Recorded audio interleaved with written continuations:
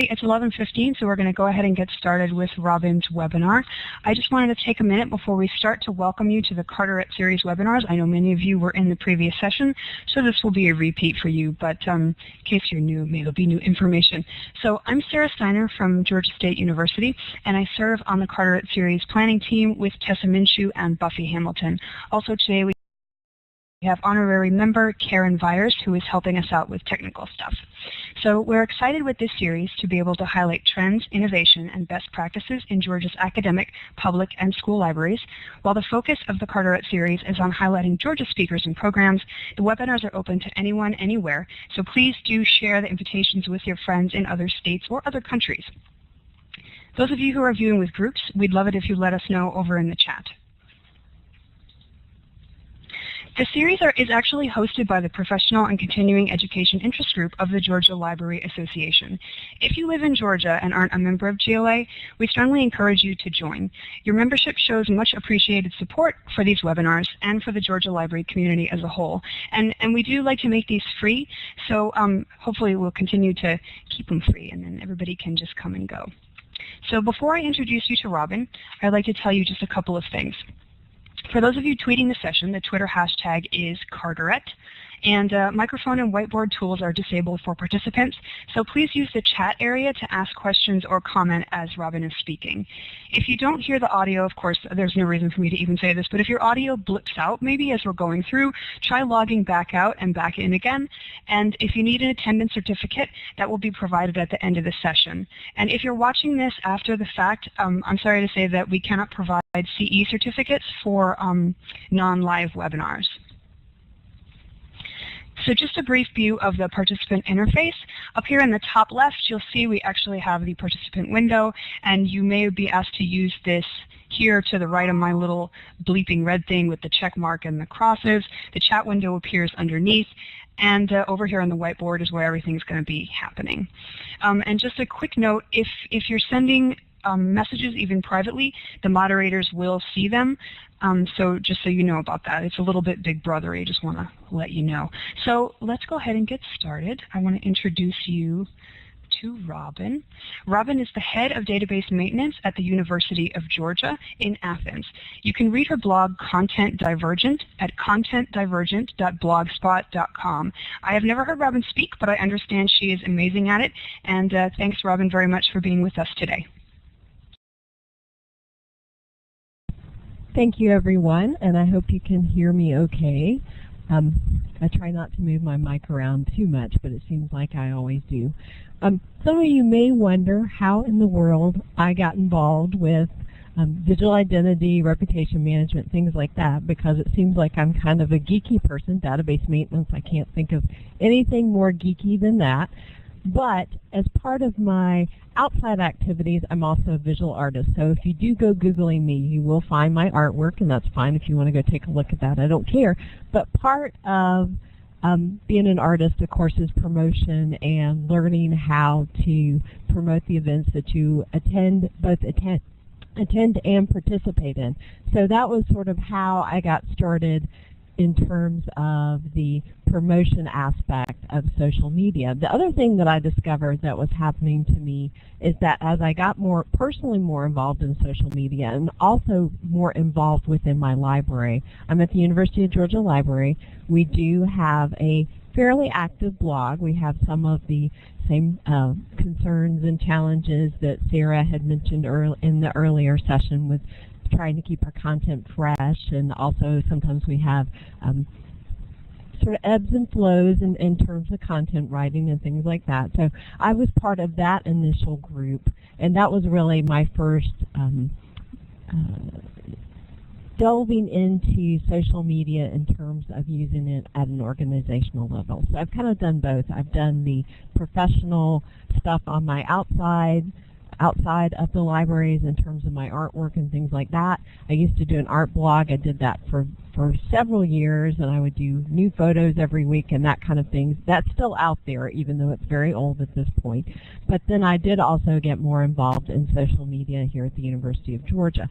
And part of what we're doing at the University of Georgia is we are looking at sort of trying to make our presence more cohesive across the web. And I think Sarah touched on that a little bit in her earlier session about choose the tools that work best for you. And that's something that I think once you first get started in social media, it's like, wow, you're either one of two things, I think. You're either a little overwhelmed, like, oh my gosh, what do I choose?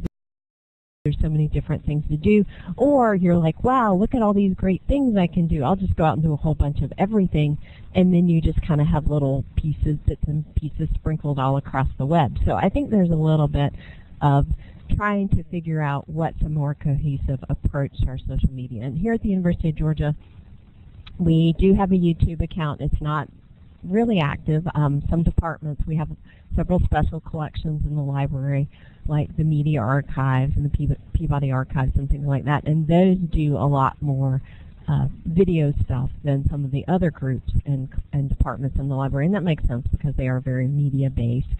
And then we have the blog, and we've tried Delicious and doing bookmarking and things like that. That was a project that wasn't as successful as we would have liked it to be. We do Flickr, so if you go into Flickr and you Google UGA Libraries, you will find our Flickr group there. That's been sort of off and on in terms of being able to get content and things like that. So we've tried a lot of different social media things within the library, and we are now in the process. We had done a social media training session. We did 10 weeks. We actually called it 10 weeks to a 2.0U for the staff within the library, and we kind of covered all the aspects of social media. And in doing that, we discovered that, for one thing, people outside the library just wanted to come to our sessions too, which is really great. So now we're expanding it campus-wide, and it's going to be available to all of the university staff and faculty. And we're going to see how that goes, and we'll see what happens with that at that point. But one of the things we really discovered in the course of doing that was we really needed to talk about branding and how to become a little more cohesive. And that's a discussion we're having a lot in our library lately, because we are opening a new special collections library that essentially pulls together 3 separate libraries and puts them in one building together. So we've been talking a lot about branding, both in terms of social media, in terms of across the library, in terms of our web presence. So it's definitely a hot topic. So what I'm going to talk about mostly, I will talk a lot about sort of professionally how you can use social media and how you brand yourself, but those are definitely things that you can use on a library scale. So I will touch on those a little bit. And that's really going to be the basis of my part of this. And I think it does fit in well with the earlier session. So if you didn't get to hear the earlier sessions, then I think it would be a great one to go back and listen to, because Sarah does talk a lot about sort of how they're using social media and some of the challenges and things that they have used with that they have faced with social media. So I think it's a really good piece to go with this one, because this one's really going to be focused more on, you've got a social media presence, now what do you do with it? So just sort of to jump in at that point. Oops, sorry, we're going the wrong way. Oops. Sorry about that. Oops. Oh. All right, I think this is...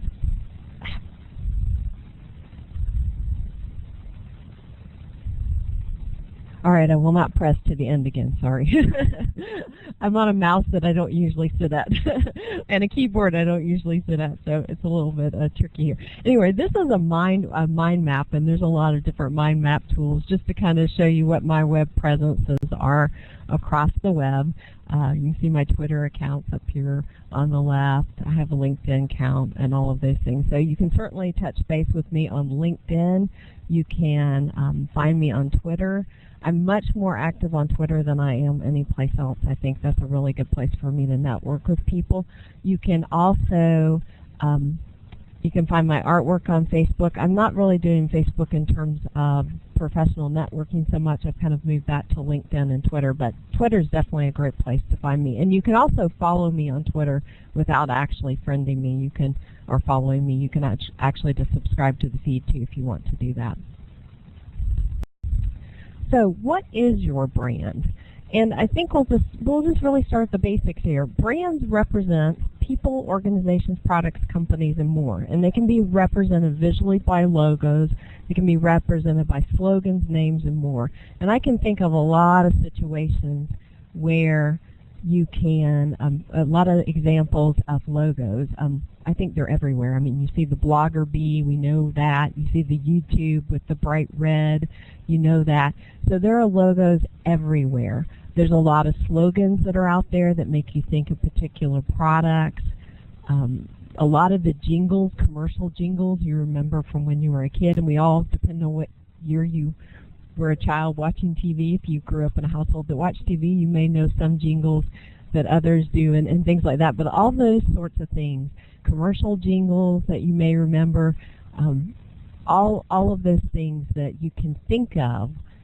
The Starbucks logo has been in the news a lot lately because they've just recently removed the text that says Starbucks from around the actual graphic design. So that's one that's been redesigned recently. Comedy Central has redesigned their logo. There's been a lot of discussion about their logo redesign because it does kind of look like the copyright symbol. So there's a lot of discussion about what logos and slogans mean and how they communicate to people. But really, it's just a way to represent the brand. And some secrets to good branding is that it needs to be understandable and it needs to communicate something about the product. Ooh, I don't know why my slide cut out. But communicate something about the product, person, organization that is meant to represent. And you think about some of the things that are out there and you see a logo and you think, I don't know what that is. I look at that shape and I don't know what it's supposed to represent. I can't really think of one of those off the top of my head, but I see them all the time on TV. When I'm watching TV, I'll see a logo or a slogan. I think I'm not really sure what that's supposed to represent. So it does need to communicate something about the organization. The other part of it is that it should be simple. And I think especially when you're talking about moving from a print environment to a web environment to a mobile environment, which is becoming so much the place where we're viewing web pages and all sorts of things, that the more simple it is, the easier it is going to be for someone to recognize, and the easier it will translate to all those different kinds of medium, because the more complex the graphic is, the harder it is going to be to translate and downsize it to those smaller sizes. And you see my little graphic here with Alice in Wonderland. The little orange blogger is very tiny, but it's still very recognizable. So that's a good example of a really simple logo that they use it to brand across their whole site, and it's very clear that that's what their logo is. The other part of it is that it should be appropriate for the audience. And I think about this especially when you're thinking about children's products. They have a tendency to use sort of kid-appropriate font. You wouldn't use Comic Sans, perhaps, if you were doing your library logo, unless you were maybe a children's library or something like that. So, it's choosing those sorts of things that make it more appropriate to your audience. And then be consistent across all media so the content is easily recognizable. And I think this is a real struggle for libraries, especially if you have a lot of legacy databases or you have a lot of departments within that library. And this is true for universities and other institutions, or if you're part of a larger library system or part of a larger school system, there's sort of the have your own identity, but then there needs to be some branding at that next level to kind of bring everything together too, so that people do understand that relationship. So that's part of the branding part of it too, is that it does communicate what the relationship is to things. And the other part of it is really that your identity is your brand, and this is becoming more true with social media every day, that whatever you're creating on the web is your brand. So a few more tips on good branding. It is impacted, and it impacts the perceived trustworthiness, respect, and influence that you have. And libraries, we're really lucky in this, in that we're generally seen as trustworthy. And part of that is that we have consistently, most libraries, or a good chunk of libraries, are government-based, and there's a certain trust level in that, or depending on your perspective, maybe not a trust level, but there's a certain notion in terms of what libraries do, and a lot of times they are seen as sort of trustworthy institutions. The other part of it is that it really is an important part of developing a good reputation is really important part of branding too, because whatever reputation you have is going to impact how people perceive that logo. So if you, for example, had a Toyota, and there was some negative media during the recent Toyota recall, and you see that Toyota icon, you might think, or you see a Toyota drive by and you think, oh gosh, I hope that car's okay.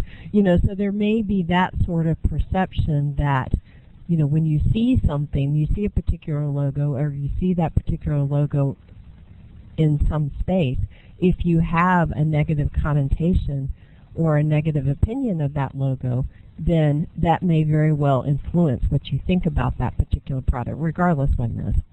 It's the same thing probably with New Coke.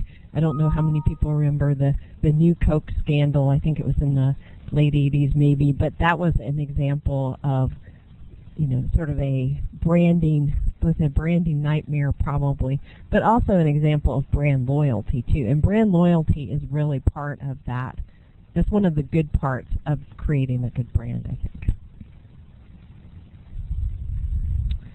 So one of the terms I had stumbled across at some point that I really like, and this really does tie into the branding part of it, but it really ties into the developing your reputation or your library organization's reputation, is DigiCred. And DigiCred's such a funny little word somebody had thrown about, but really it just means digital credibility.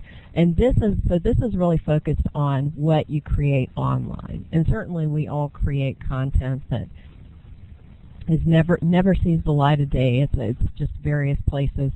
But this is really going to focus, and this part of this presentation will really focus more on the things that we create online. So digital credibility it really goes beyond managing your online identity. It's focused on establishing your reputation or the reputation of your organization, your credibility, and again, your credibility as an organization, and your perception of being an expert or professional at what you do. And this is really true for libraries, organizations, companies, anything. I mean, we look at Google and their reputation and we think that, oh, well, the next thing they come out with is probably going to be something amazing. Or, we may look at what Facebook's doing and we think, oh, well, they're going to come out with something that's going to be completely different or whatever it may be. But we have perceptions based upon what the reputation that someone has. So that's really what that notion gets to. Digital credibility also means the amount of respect that you have garnered within your community, as well as your influence over others. And in terms of digital content, your influence over others can be how many times you're retweeted if you do Twitter, how many followers you have, and that can be in any social media environment. It can be how many followers you have or how many friends you have in Facebook. It can be Flickr. It can be YouTube.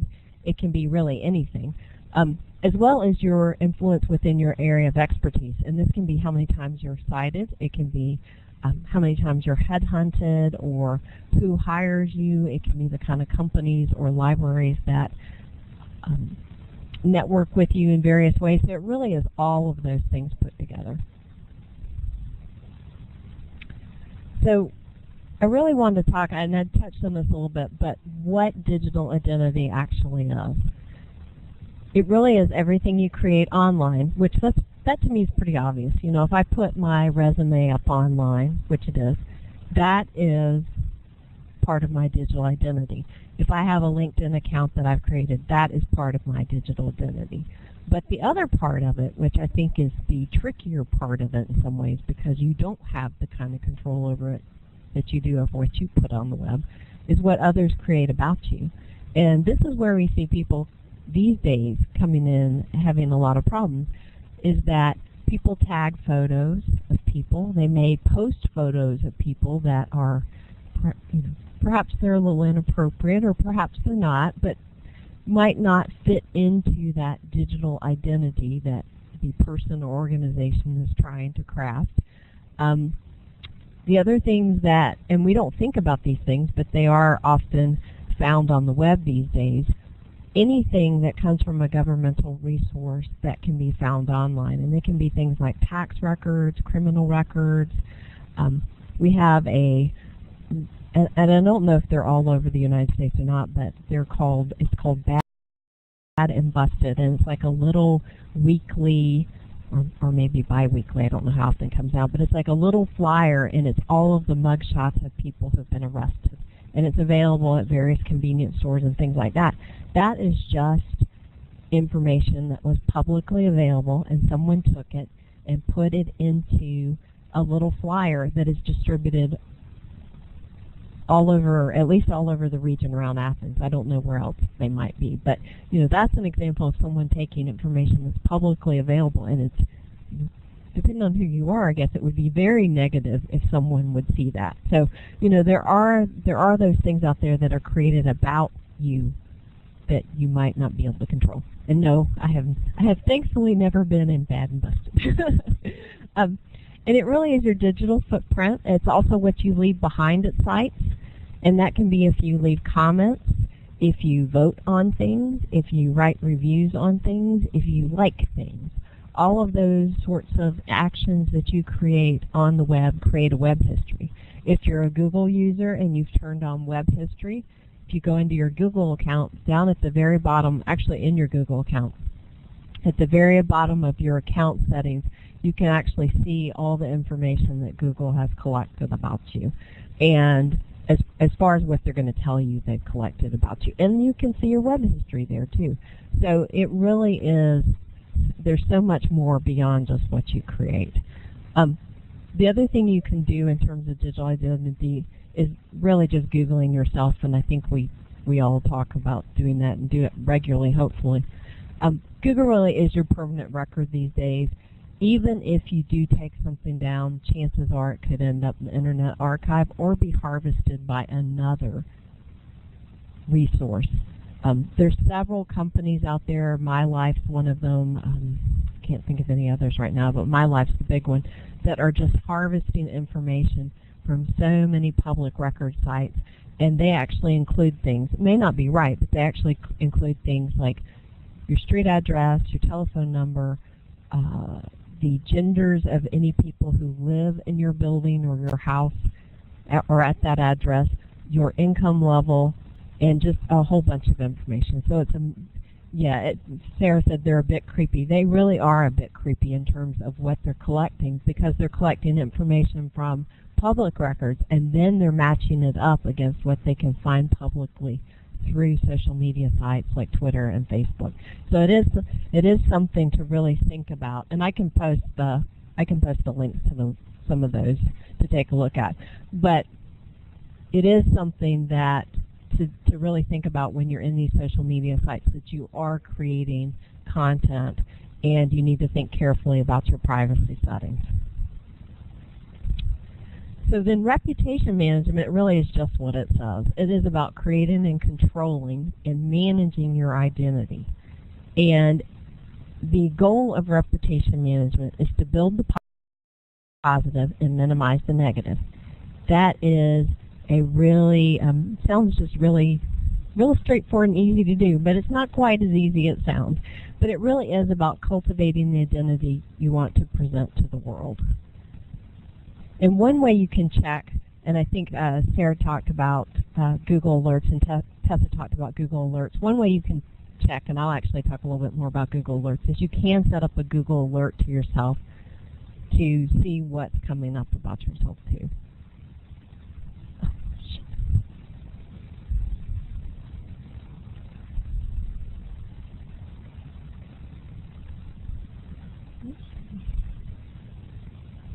Sorry.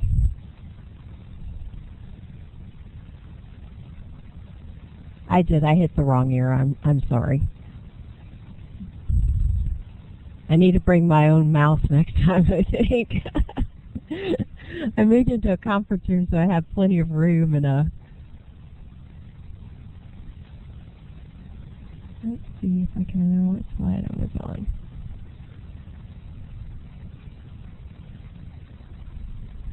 Okay. Let's see. Okay. I included this. Sorry about that. I'm in a conference room, so I'd have plenty of room, and I'm on a mouse and a keyboard that's probably about 100 years old. I just included this mostly for people who are doing the archive, that they would have the definition for reputation management. But reputation management is really about, and this is from Wikipedia, it really is about tracking your own reputation online, but also that of your organization.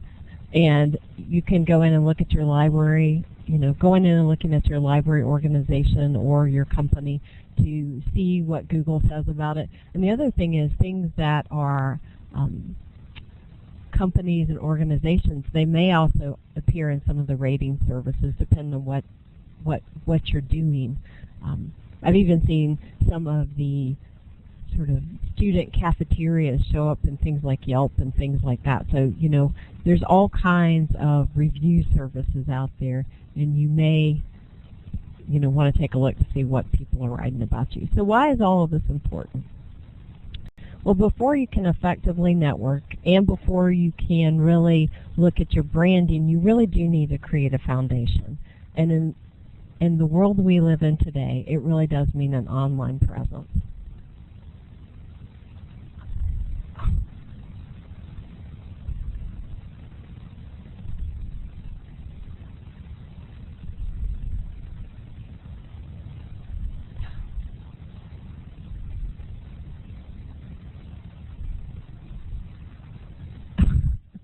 I am sorry. Okay.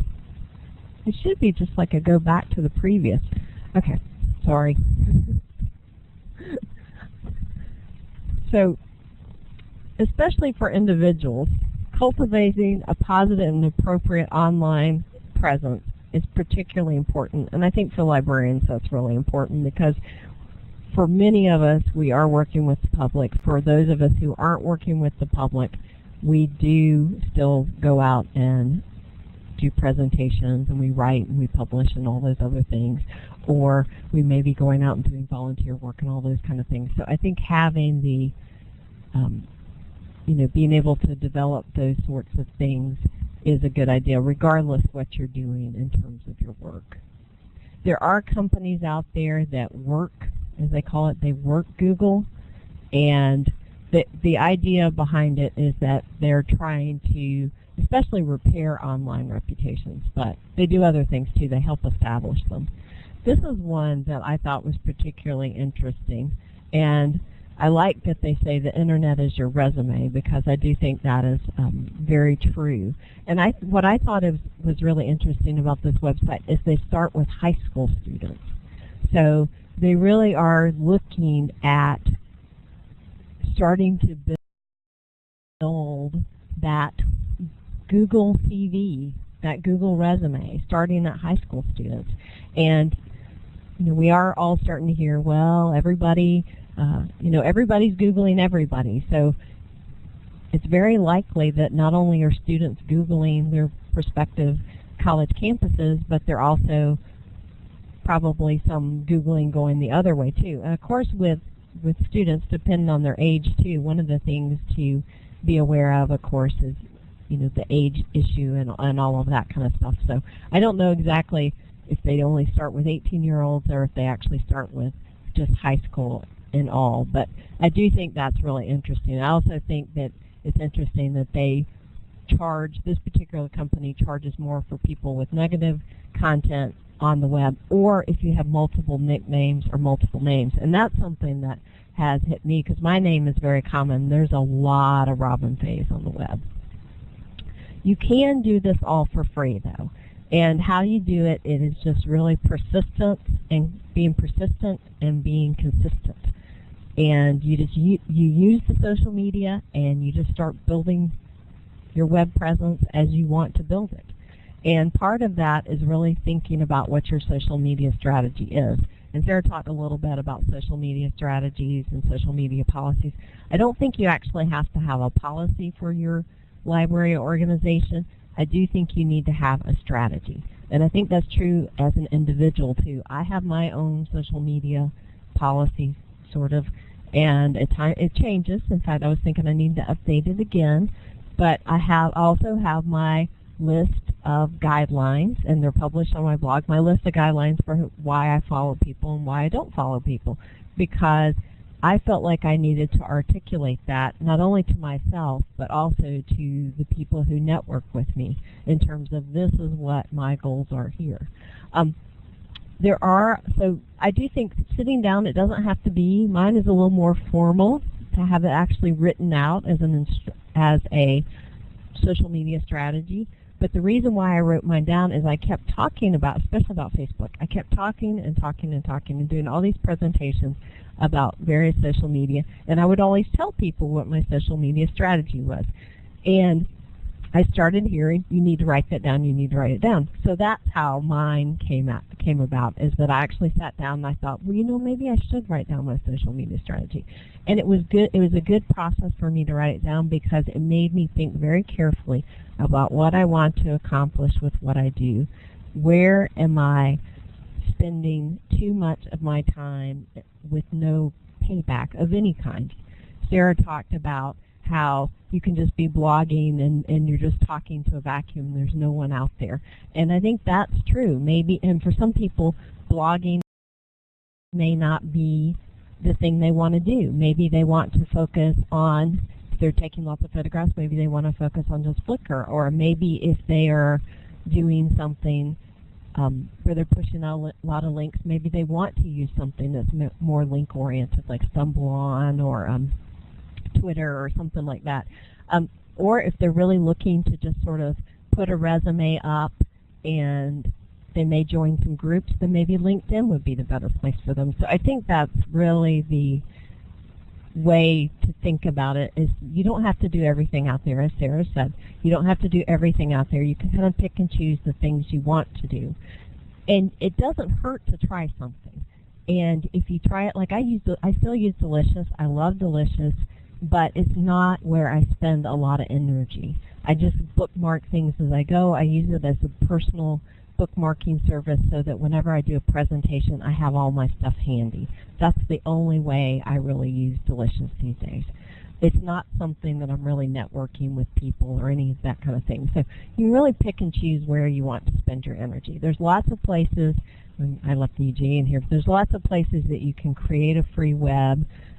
For UGA people, we have web space. Your library or organization or institution may have free web space. Google Sites is still free. Drupal Gardens is a new free source. Blogger, WordPress, there's just a long list here of things you can do that are free ways to get out on the web.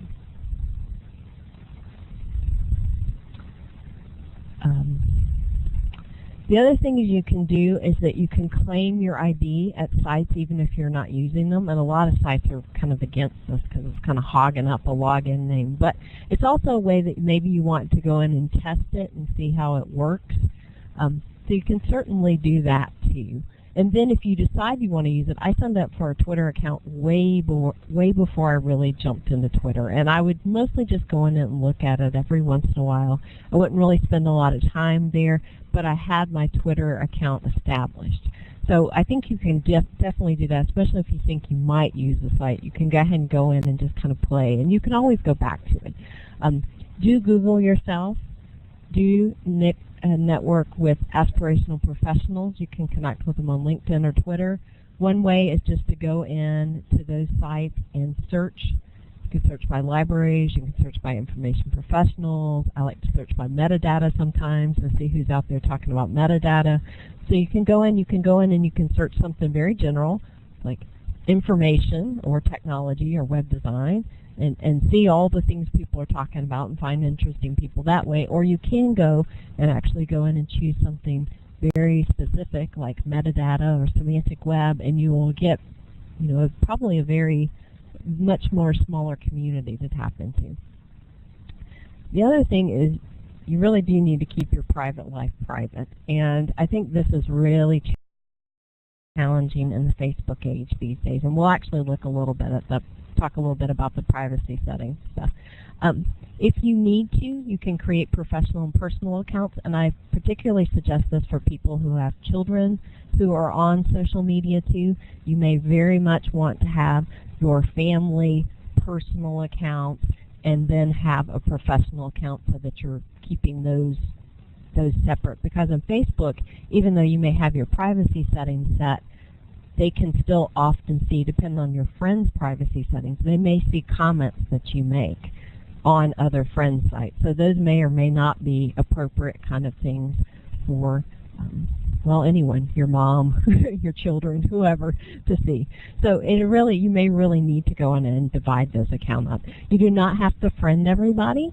If they don't fit into your social media strategy, or if you do not have that, that's not something you want to do, you don't have to do it. And I think that's one of the things that I can't stress enough to people is that friend doesn't mean the same thing that it used to. It really just means network these days. So you can really think about what you want to do in terms of that. You can use social media influence sites like Clout and Peer Index, and they can help you evaluate your effectiveness. And I'll show you what a Clout and the Peer Index site looks like. Facebook friend and page statistics, Facebook friend links and also page statistics, if you're using a page, can be used as an indicator. If you're using Facebook as an institution, I would strongly suggest that you not set it up as a personal friend account, but that you set it up as a page account. Because a page will give you additional statistics that you don't get as a sort of personal account, plus there's not that implied friendship there. The other thing about a page is a page can be a public thing that people can just go in and look at without having to have any relationship to your library whatsoever. You can use a survey, you can get site statistics. There's a number of ways you can really look to see how effective, and Sarah actually showed you a lot of statistics earlier. There's a number of blog and social media statistics websites. Stat Counter is a free service for statistics. And you can put pretty much any URL in there to track statistics. And of course, Google Analytics is a powerful tool too. So this is what Peer Index looks like. I told you I would show you just a couple of these. And it's real interesting. My Peer Index and my Clout were completely different up until a few months ago, and they're much more meshed now. My Peer Index was like 80, which was very high, and my Clout's always in the mid-50s, which is, medium. But it does look at your presence across all of the social media, and it will look at LinkedIn. It looks at your whole LinkedIn presence. And part of what it's looking at when it's looking at these sites is how often. It looks at the frequency of what you're contributing. It looks at how many people follow you in general, and it also looks at how many people are reacting to your content, what you're posting. So for Twitter, it may look at how often are you retweeted, how often are you mentioned in someone else's tweet. So it's looking at all of those factors. One of the things I really like about Peer Index, and Peer Index is relatively new in all of this, is it breaks down your topics that you discuss, and it looks at them to see what your level of authority is, and then what your level of outreach is, what your level of audience participation is. And that's just sort of a fun thing. There's been a lot of discussion. I follow a lot of PR people on Twitter, and there's been a lot of discussion about whether or not these social media reputation analyzers are worthwhile or not, but who knows? That's probably up to you in terms of whether or not you think it's worth it. But I do think it's worth it if you're out there doing social media. It's actually worth it to go look to see where you are in terms of these. And this is what Clout looks like, and this is just one score in the Clout score. Clout scores a lot of different levels, but in Clout, this is amplification, which is how often is your message acted upon. So when you tweet, how often does someone take what you tweet, and then it goes throughout your network. So on February 22nd, happened to be my sister's birthday. We had a lot of discussion that day. I have 53.43 tweets on average that were sent out across my network. So that is things that I tweeted that were then sent out to my other people, took those and did something with them. So that's just, it's kind of a fun thing. Clout also does a lot with if you have a really high Clout score, they have little perks and things like that. So there's all kinds of interesting things that are going on with Clout. And really, you need to build your digital identity because if someone else won't build it, because if you don't build it, someone else will build it for you. And this is true for both libraries and individuals. That I think in some ways, especially for organizations and libraries, it's even more true that if we're not out there building our identities, someone else is definitely going to do it for us, because they're going to be reviewing us, they're going to be talking about us, they're going to be posting resources, they're going to be doing all of those kind of things. And that's fine, and those sorts of things may be very positive bits of identity. But at the same time, we want to be putting out there the message that we want people to hear about us as individuals, but also as institutions. So I do think it's really important to be out there doing this thing. This is kind of a little bit, well, it says March 2011, but this is actually older than this. But social networks and blogs are now the fourth most popular online activity ahead of personal email. And so that really does go to show how much has changed over the years. And these are just, I'm not going to read through all of these, but I just wanted to include them because social media is often used, or not often, sometimes used for negative things, or maybe not necessarily negative, but could potentially be negative. We've seen a lot of harassment through social media. We all get spam through social media. People are using it as employment tools, to spy, as a screening device, all of those sorts of things. So be very careful about how you use social media, especially if you are doing social media on behalf of an organization. I think because that is, if you are serving as the voice of your organization, then you need to be very careful about what you're doing in terms of social media. So how can you use social media? As an organization, you can use it to promote jobs. If you have a job vacancy, you can do that. You can have contact information. You can provide help or other information. You can do PR and marketing. You can highlight resources and cool new things you might have, new services, all kinds of things. So you can really, it can be just a wonderful tool for PR and marketing if you have someone who can write those sorts of things. For individuals, it's sort of the same thing. You can find a job, you can find help, you can use it to provide a way that people can contact you, you can receive job offers and consulting requests, you can use it for professional development and education, you can use it for all kinds of things. And I think I touched on some of these already, but we'll go ahead and talk a little bit about them in a little bit more detail. You can search for colleagues you already know and respect.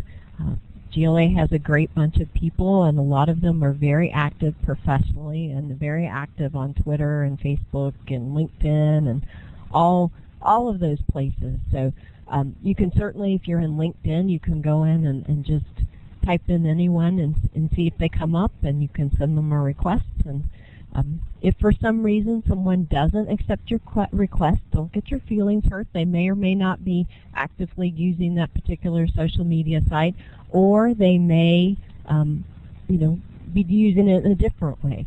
So, that's one of the things about the whole, I hate the word friend in that way, because I think it implies that you're a mean person if you don't accept someone's friend request, and it's really not that. It's about creating a network. You can also look through, once you do start creating your network, and I like to do this a lot, you can look through friend follow lists to see who they find interesting, and you may find people that way too. I find a lot of people, especially through like the metadata librarians, I find a lot of other people that I might like to follow that way. There's Follow Friday and the FFs. Those are kind of, I think, starting to lose some popularity, but you can certainly look to see if there are people to follow that way. You can join groups that way. And I always recommend that if you're going to friend, follow, send a network request with someone, especially if you maybe only just know them as a colleague and you don't know them very closely, I would always suggest sending them a personal message saying why you're sending this friend request. And this is especially true because I get lots of LinkedIn requests after I do presentations and things like that, and I appreciate them greatly, but I also get a lot of sort of spammy LinkedIn requests. So if you do send me a LinkedIn request, please do say, I attended your presentation, or I read your blog, or whatever it may be, because then I'll know that you're not just some spam person. Because I do want to connect with you. I just don't want to be spammed. And then just some sort of little tidbits for cultivating your network. And I think I'm getting close on time, but just to cultivate your network. Don't ignore your network. Spend some time on it regularly. It doesn't have to be, you don't have to do it every day. I have to admit I'm on Twitter several times a week, sometimes a couple of times a day. But, for the most part, it doesn't have to be every day. And find a time that works for you. I like to do my social media stuff in the morning when I'm drinking my coffee, and then I usually do it in the evening, like when I go to Pilates, I get home from Pilates, and I need a little decompressed time, I do a little social media there. I have a question about, do I accept LinkedIn connections from people I don't know or haven't worked with? Yes, I do, if they write and tell me why they would like to network with me. And the reason why I really do like to hear why people are networking with me is I do have so many people that I've met through, I do consulting work and all kinds of things, my art and all kinds of things. So I just need to know why someone wants to network with me. And it doesn't have to be a long letter. It's not an interview. I just want to know that you really do want to network with me. And do respond to your network. So, if you get questions and emails and comments and things like that, and share. That's a big part of social media, sharing. Let people know how to network with you. And that doesn't mean you have to tell them about your private accounts. Those are really your personal private accounts, just the ones where you are going to publicly network with people. And Sarah touched on this earlier, and I thought it was really great, but pick your media. You don't have to use them all. And I think since I'm running close on time, these will be, and I wasn't going to read through all of these anyway, these will be up so that you can read through them, but I just really want to touch briefly on the privacy settings. Twitter is either private or public, and there's really nothing in between. So if you're, and this, we've seen this come up with several professors, all kinds of people, where they post something on Twitter and then it comes back to really haunt them. So that's something to think about when you're using Twitter, is that it's either private if you set it that way, or it's public. There is no in between. And Twitter's really good for finding communities and professional networks. And one of the great things about Twitter, if you haven't used it a lot, is that you can follow trending topics, which sometimes those are really helpful. Japan is trending right now really highly, of course. And it's a good source of real-time news. So during the tsunamis, there were a lot of the local Japanese news who were sort of tweeting from the street and giving a real-time look at what was going on. So it can be a really interesting way to see what's happening at real time, sort of in real time. It's also a good way to follow conferences, as a lot of people are doing now. And it can be a way to get answers to questions, too. It doesn't have a lot of refined privacy settings, so of course you're going to want to think about that. I do think sometimes it can feel like you're shouting into the wind if you don't hear anything. So, that's one of the things, too. You really do need to work on the community part of it. And there's what my Twitter account looks like, or it did look like. But. And LinkedIn, I don't know how many people use LinkedIn, but it is more of a resume CV site, and you can control how much information is displayed. One of the nice things about LinkedIn, I've kind of used it as sort of a aggregator for my social media sites, is you can pull in feeds from other things. So if you're a Twitter user, you can pull in your Twitter feed into LinkedIn if you would like to. You don't have to. And you can pull in SlideShare. I pull in my SlideShare. I'm trying to think what else I pull in. But you can pull in all kinds of things from LinkedIn. The nice thing about it, it is very good for professional networking. It's really good for finding colleagues and professional peers. It's good for finding professional discussion groups and job recruitment, consulting, all that kind of stuff. I haven't seen a lot of libraries as organizations in LinkedIn yet, but I could see that being a really useful tool for libraries. I just don't think we've quite looked at that yet to see how LinkedIn can work for us. It's not good for blogging or personal interactions. It really is focused more on professional activity and a professional presence. I think the very last one I want to talk about in terms of this is Facebook, and it is becoming, in spite of their attempts to try to make privacy settings more clear, I think it is still somewhat complicated in terms of privacy settings.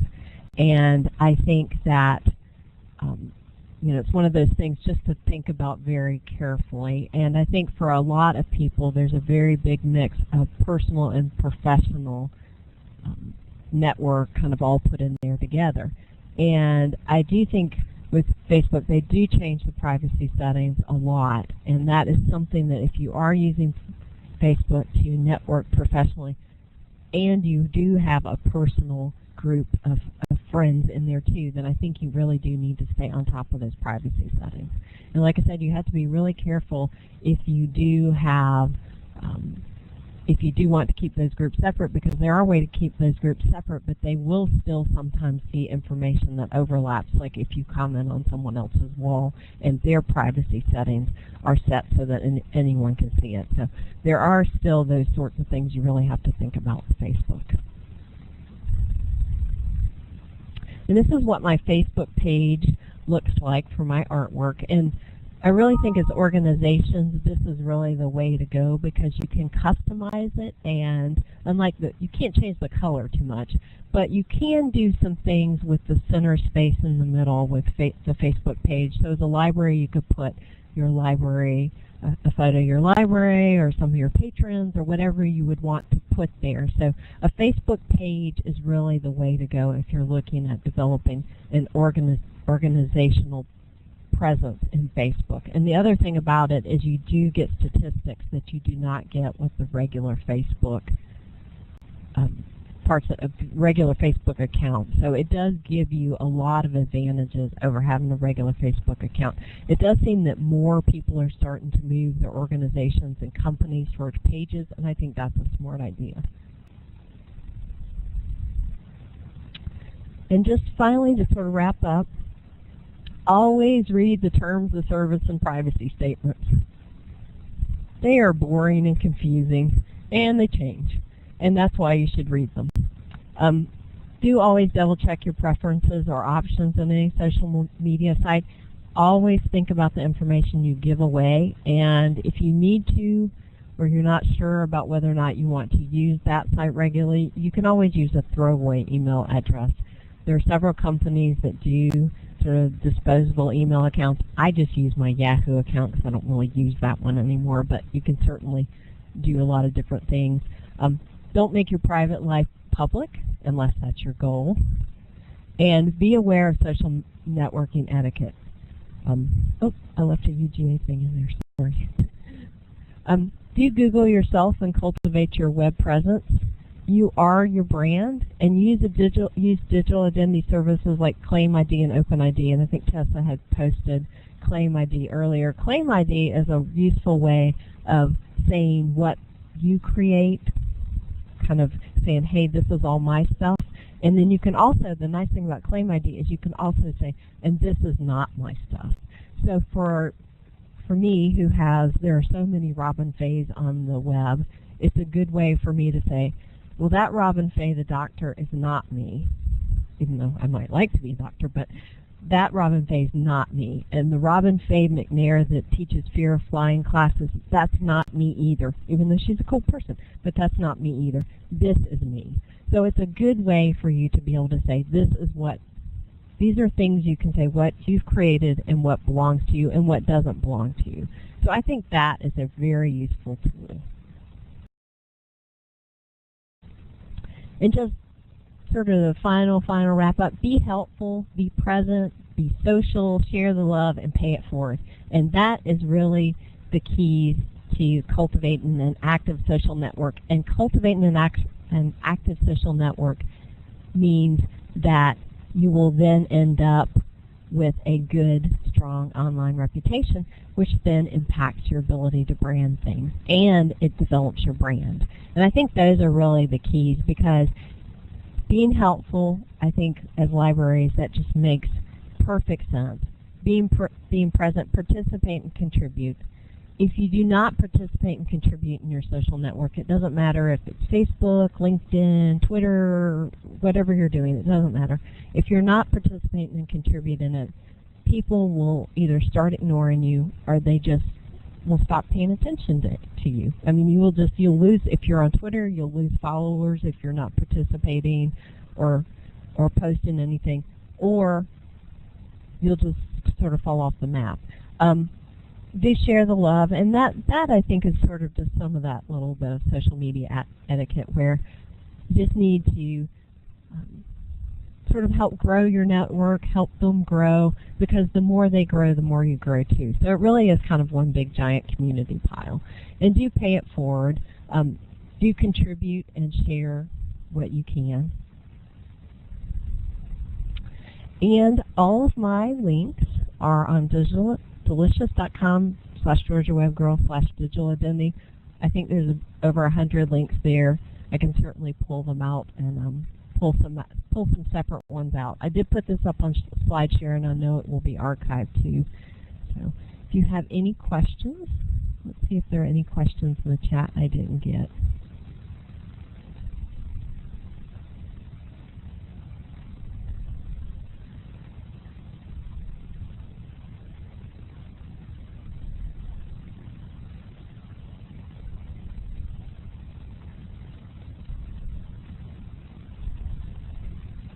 Looks like I got most of the questions. Buffy had said that she felt like Facebook was a moving target in terms of privacy, and I think that is one of the stickier points with Facebook, is that I think because they do change the privacy so much that, one, it's hard to keep up with the changes. And there have been times that Facebook has done changes and it's caused people's privacy settings to roll back to public.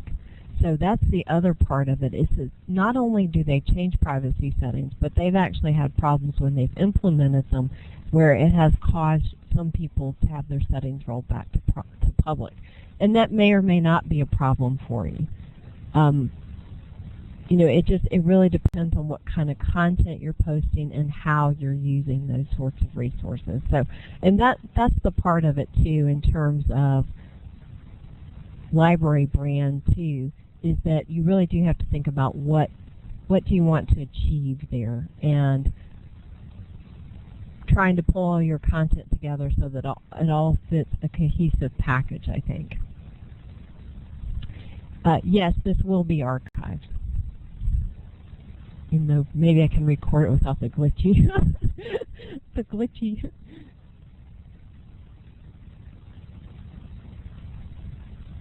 Yeah, there's been recently that Facebook is rewriting their privacy settings yet again.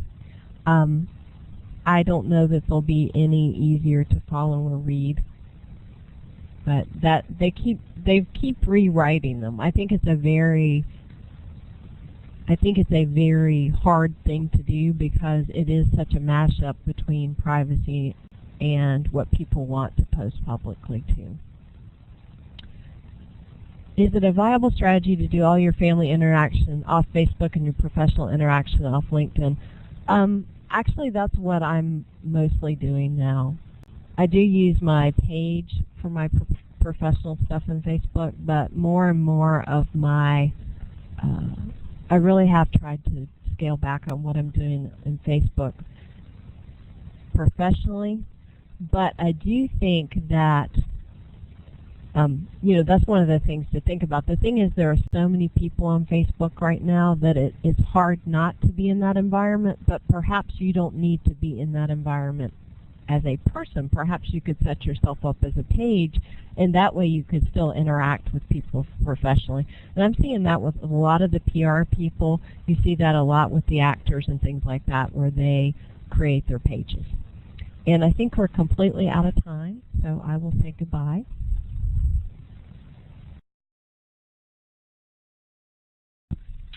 Thank you so much, Robin. That was really interesting. I especially liked your point about people not being offended if their friend requests were not answered, because maybe the people they're asking to friend are not using the network that way. Thank you, everybody, for attending. We just want to remind you again that the Carterette series webinars were renamed recently in honor of one of our founding members, Pat Carterette, who passed away in January of 2011. And she was just an incredible librarian and a wonderful person, and we miss her very much, so we've done this to honor her. And again, thank you for your attendance today. We had a little bit of trouble with our notification system, sending the login instructions to everyone who registered, and we apologize very much for the problems with that. We're doing it manually right now as we transition over into a new system, so we're going to be trying to find more efficient ways of doing that. And it looks like people who registered within 15 minutes of the first session may not have gotten the notification like they should have. So thank you in advance for your patience as we transition with this. Let me put up the slide that